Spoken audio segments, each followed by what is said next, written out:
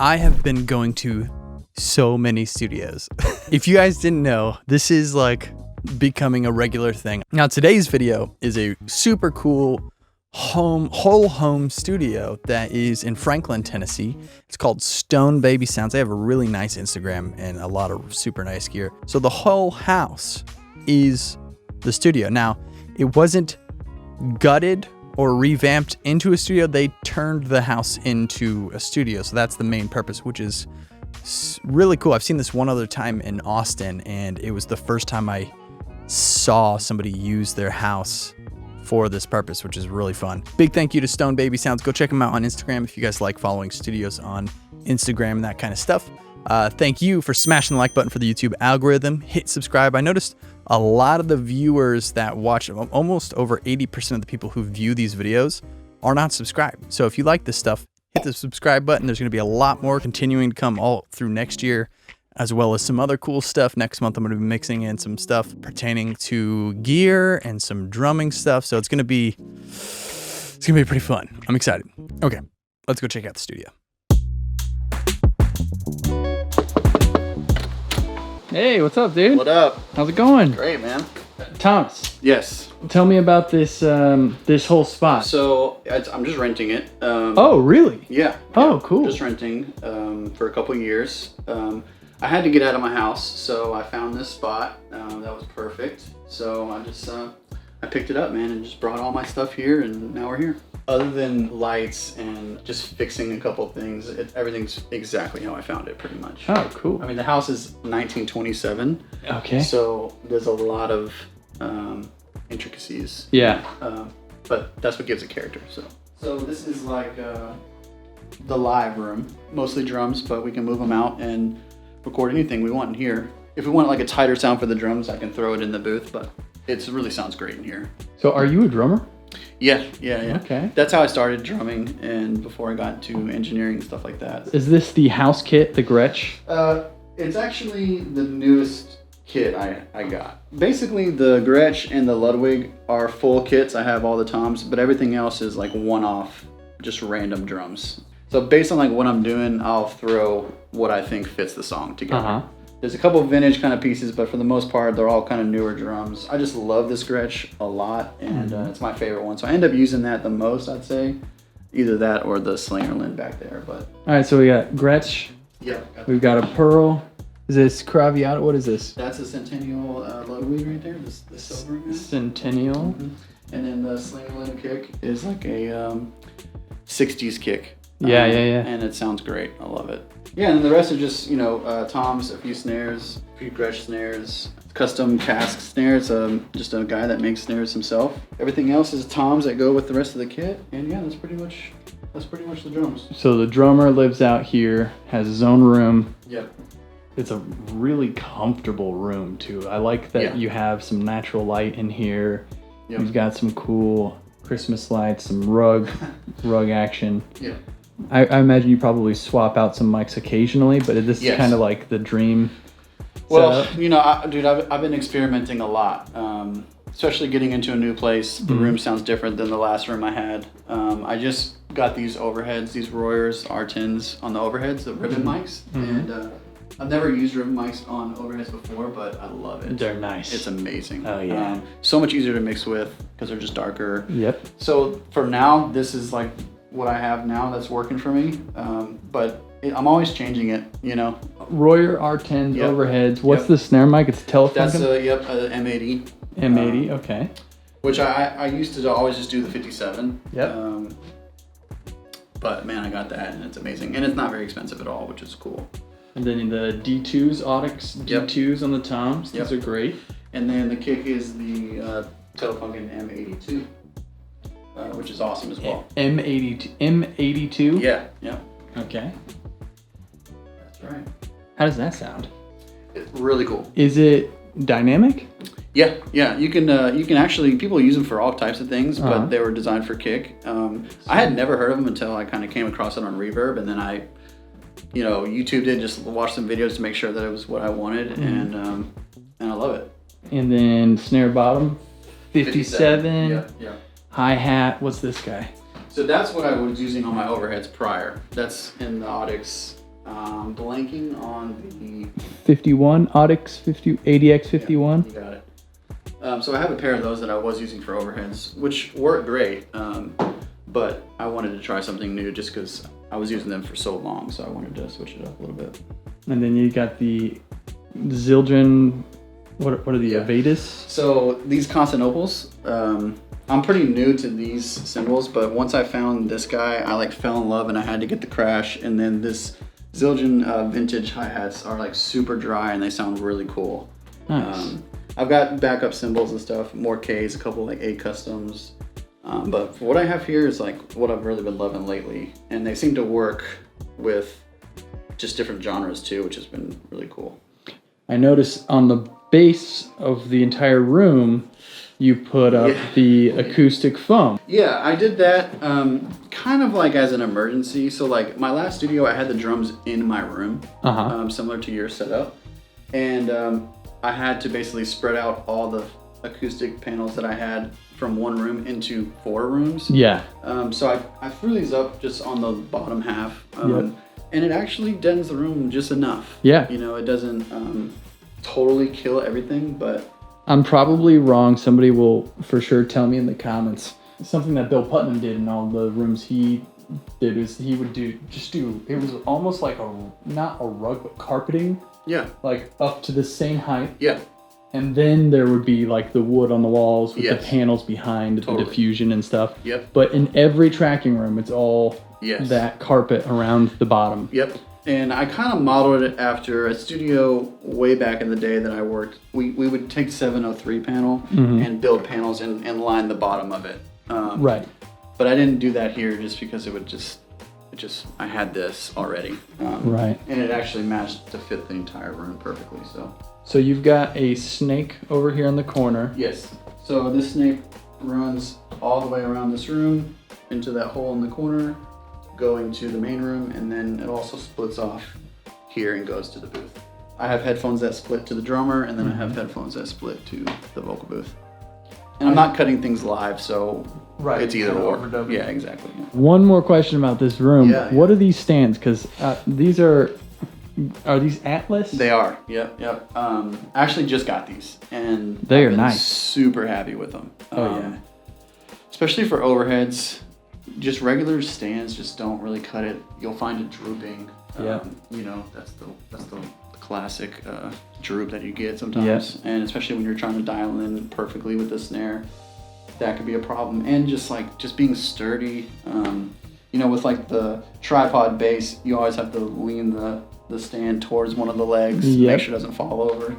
That kind of avoids that, but and you can just, I mean, I guess you could do it with the tripods too, but throw some sandbags on there if you're getting real heavy with it or something. But I actually, Josh helped me pick these out. I asked his suggestion on what I should get, and you kind of pick a bass and you pick a top, you can kind of mix match them. And I got 2 and then 1 for the booth, and so far they've been awesome.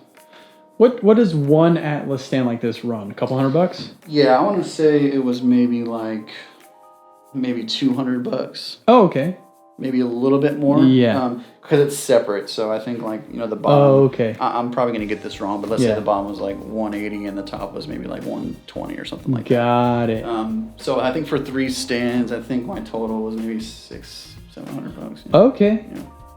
Cool. And it took me a while to justify getting that because it's like a stand, it's just sitting in the room. It's ridiculous, but when you're putting some mics get ridiculously expensive. Yeah. You don't want them falling over. I don't have to worry about them falling over. They're nice, they're steady, they look cool. And they last a long time. And they last forever. I doubt I'll have to get new stands for a long time. Exactly. So. Did you make these panels that are in here? I did, yeah, I did. So these are the 703, you stained some wood. Yep, and just burlap from Hobby Lobby. Okay, sweet. Yeah, I love that. Yeah, I just built them. Eventually I might want to replace them just because I've had them for a really long time and eventually kind of wanted just a new look, but they work great and they were pretty cheap to put together. Well, the great thing about making them yourself is you can always just replace the fabric and you got a whole new look. That's true. Very true. Where did you get the diffusers? Amazon. Really? Yeah. Do they come? I don't know why. One day I just thought I'm gonna search when I got in here looking for just diffusers and soundproofing, any kind of acoustic panel, I just typed in diffuser or acoustic diffuser, and those showed up. And then the ones that are in the booth, you'll see in a second. And they're relatively cheap, but they work really well. And yeah, there's two. So they're two separate squares, and I just kind of put them next to each other and kind of. Are they pretty reasonable?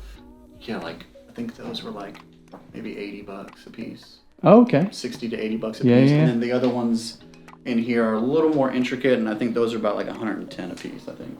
This is a sweet room. Thanks, man. Yeah. My original worry, because like both this room and the main room are just almost perfect squares. Yeah. And that's like a big no-no.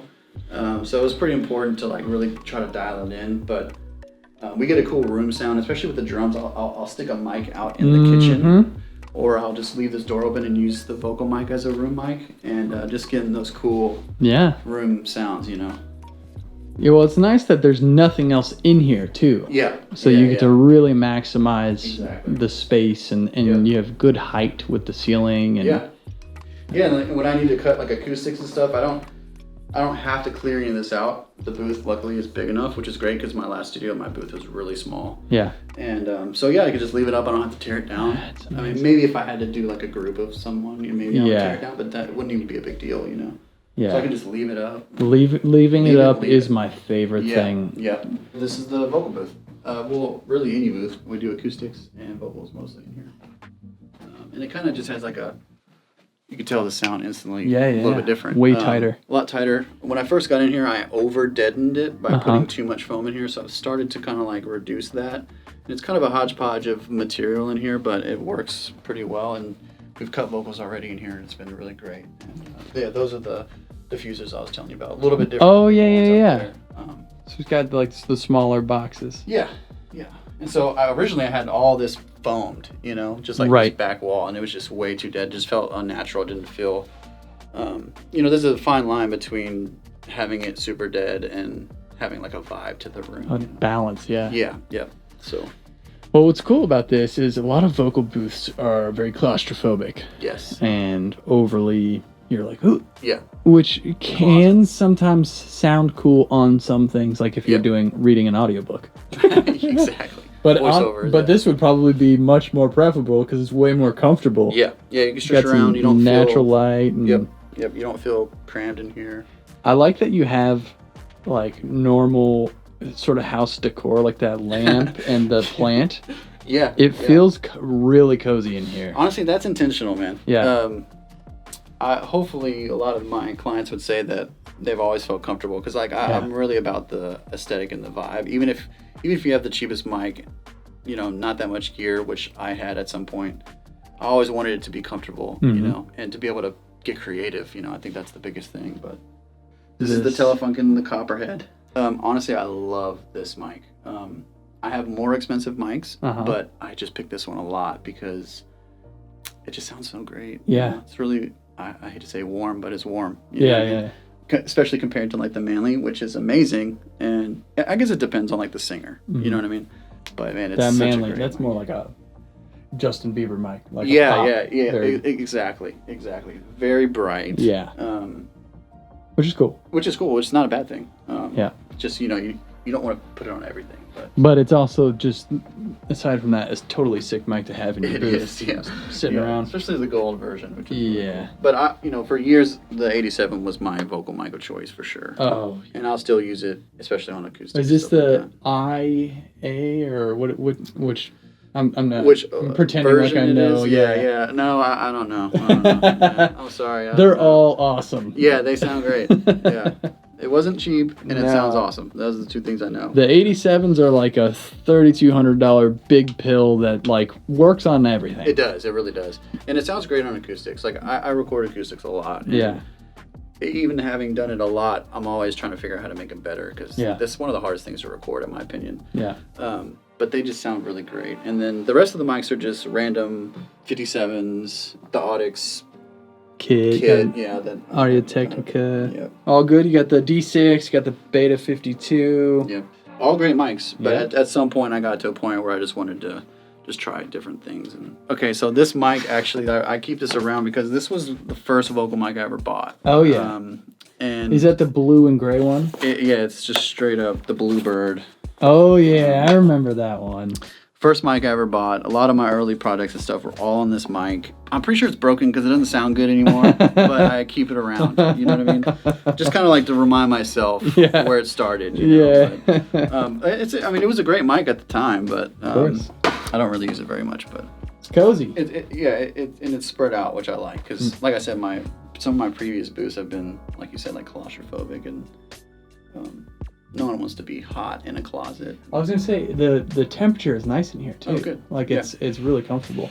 Yeah, that's great. This unfortunately is broken, but it actually carries from the other rooms, and it's kind of an eyesore. But you know, I don't own the place, so I can't do anything with it. You know? I'm just gonna leave it there. But the temperature kind of maintains itself, and no one's complained about it being hot in here yet, so that's great. And I do have a fan just in case, but just the low volume Dyson fan. But that's pretty much the booth, man.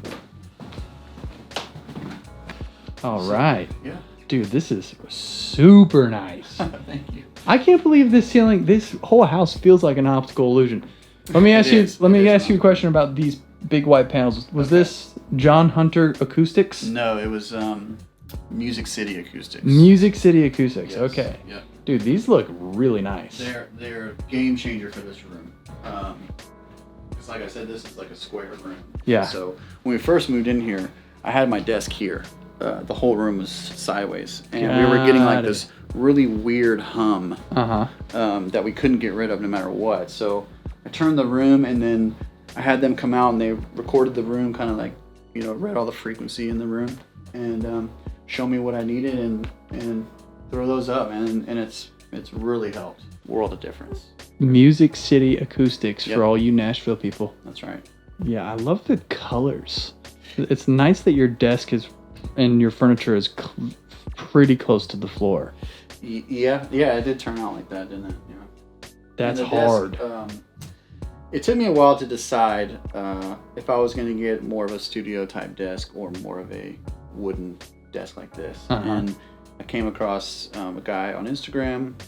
Shout him out, Jesse James Kingston, that was Sound Design is his company, and he just custom makes desks. You can kind of like pick whichever variation you want, and you can pick the slab of wood even to like the pattern on the wood, you know. Oh wow. And then he built that, and then I went back to him to get the side cart, and we kind of custom made that. I kind of designed it with some shelves in there. Yes. That's nice. And so I love it, man. It's unique and it feels studio, but it doesn't feel so cold like some studio desks might, you know, or intimidating, I guess. And it's really wide, which is nice. Yeah, yep. Yeah, and plenty of space on top, too, because I just need space on top of the desk, you know. Yeah, but it's fun to have, like, the trick for me is there's no good spot for the MIDI controller.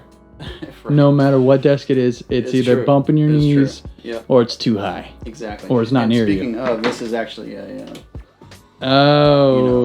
rise, upload. That is crazy. So whenever I'm sitting, if I want to use the keyboard tray, I think I hit number 3. I want to say, and it rises just enough to be at my level. That's awesome. And you can program it to be at whatever height you want it to be. It's nice that everything moves with it. And honestly, that was kind of tricky with the cabling and everything. Oh, yeah. Getting everything to move that's not going to just start tearing everything down. But we did it, or like yanking monitors off the desk or something. But yeah, it's great to be able to dial in exactly. And you can stand up. Oh, yeah. Yeah, you can stand up. That is... Let's go to number 4. That would be such a massive... Oh, that wasn't it.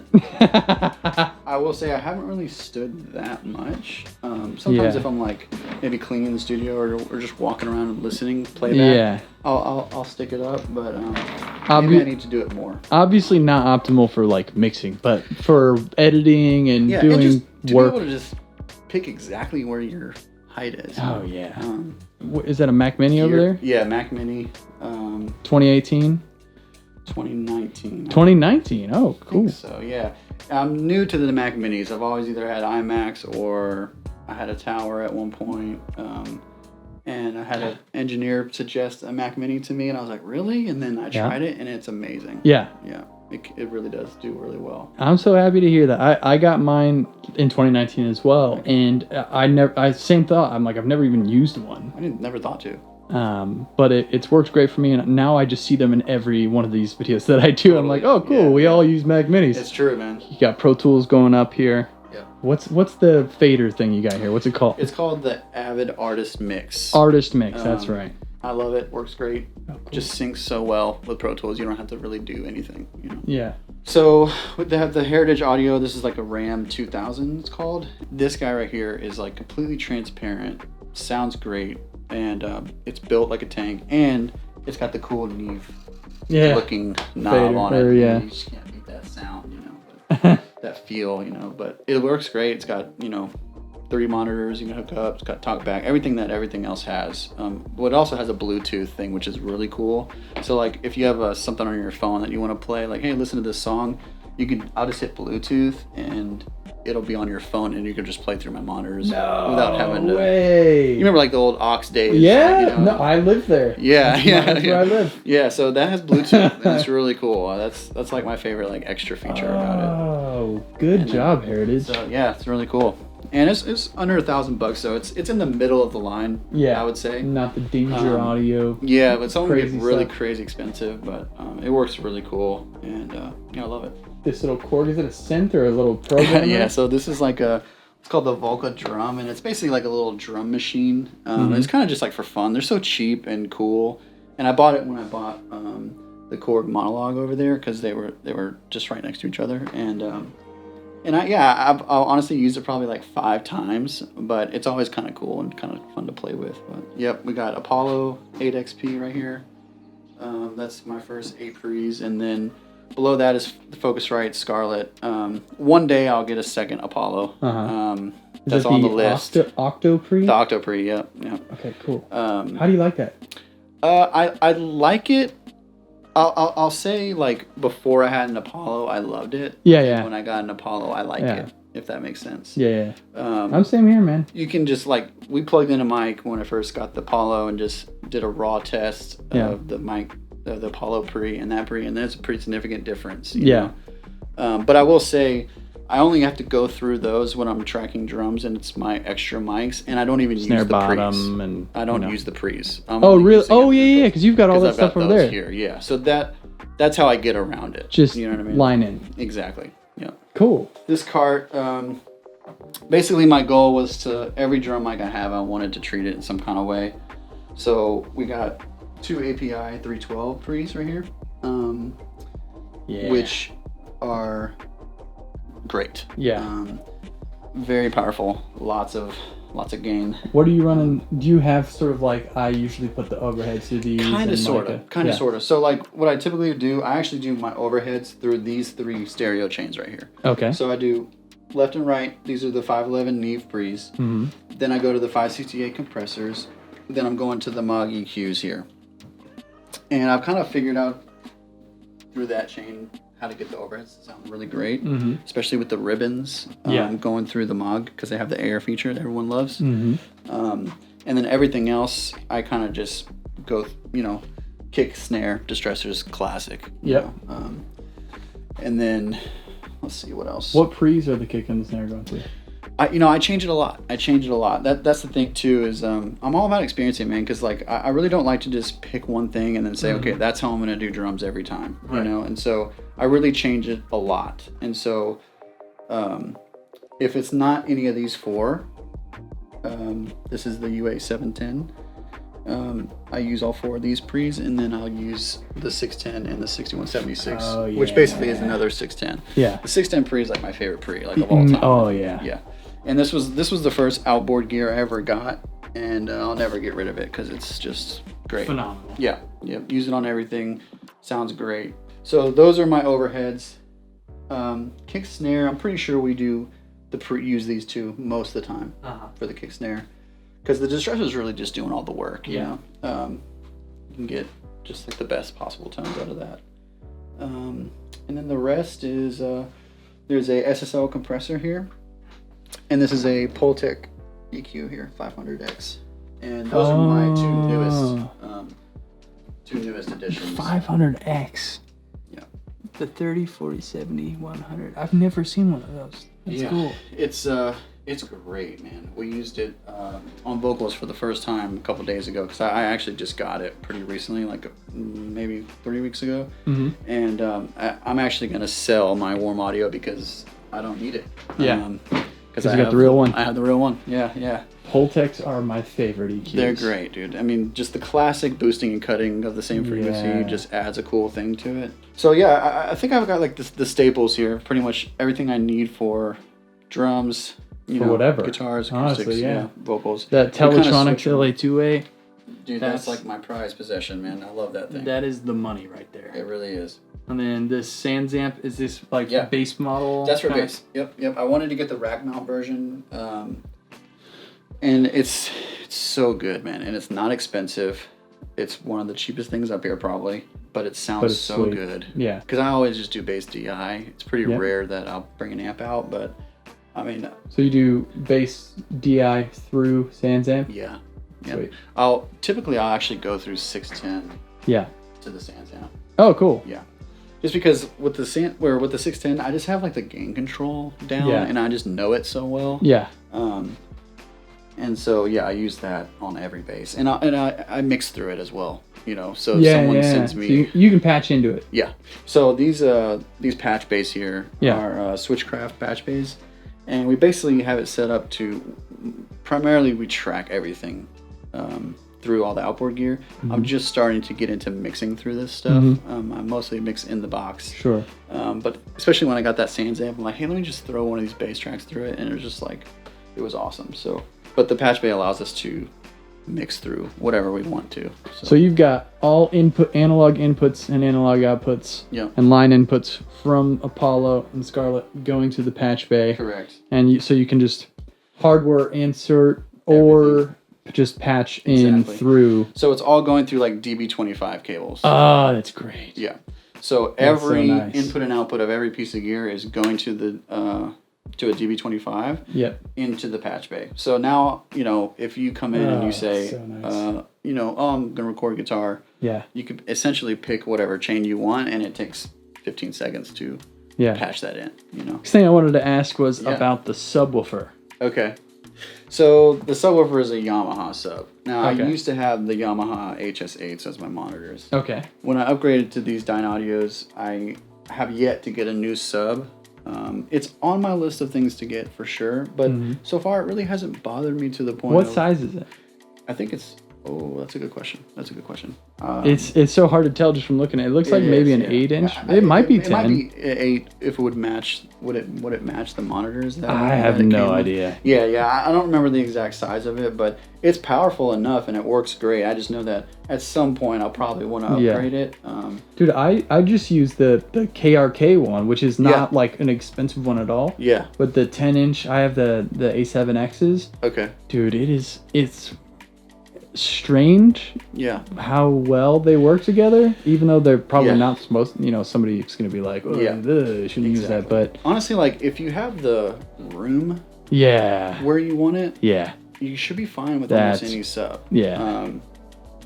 Totally agree. And when I got these in, it really helped the low end because it's like mineral board, not 703, so it helped with the low frequency. So that's the reason I haven't felt the urge to upgrade it yet. I'm almost spend money elsewhere, but especially if it's working. Exactly. You know what I mean? Yeah. Yep. And are those the lid 48s? They are. Yeah. That's a good upgrade. Yeah. From the HS8s. Yeah. That's a nice upgrade. And they're not huge, but they sound great. Yeah. Especially for this size of a room. It's perfect. It matches perfect. Yeah. I know eventually one day I'll try to go for something big, but so these synths, this is the oldest one I've had for a long time. Roland, it's great. The Gaia. Yeah, I don't really know how to say it. That's why I didn't try. Okay. It's got plenty of different sounds on it. These two are my absolute favorite at the moment, and the reason I didn't say the Moog is my favorite is because I'm still like learning this Moog. Like it's completely analog. You have to patch everything every time, which is amazing because it sounds incredible. Yeah. But I'm just not like super good at it yet. I'm still learning it. As far as just turning on and playing, I absolutely love these two Korgs. This is the the classic micro Korg. Yep. This is the longest running synth made, which is a fact I didn't learn until after I bought it. Awesome synth sounds, plenty of leads, arpeggiated kind of things. And then this little guy, I don't know if you ever messed with one of these before, Monologue. It's mostly bass synths, Yeah. Couple of lead Super type fun. thing, but it's so fun and really easy to use and really easy to quickly get the sound that you want. Yeah. And No it's just so patch cables. fun. Yeah, no patch cables. Yeah, exactly. But Yeah, the bass synths is like I'm not a synth guy. I want to be. yeah, I'm not by nature, but I love when there's a good setting pulled up and you just walk up to one and you're like, oh, I'm instantly inspired. Yeah, right, and right. I could see something coming from this really quickly. and I would say that this does that really well. Just because it's got a lot of preset sounds that you can just tweak from there. You find something that's close to what you want, and then you just tweak it. But it's super fun. Yeah, I'm getting more and more into synths. Obviously, like I started playing drums and recording and stuff, and now I'm just trying to like learn other instruments as much as I can. I play a little bit of bass, mostly synths, but then mostly drums. I feel you. Not guitar.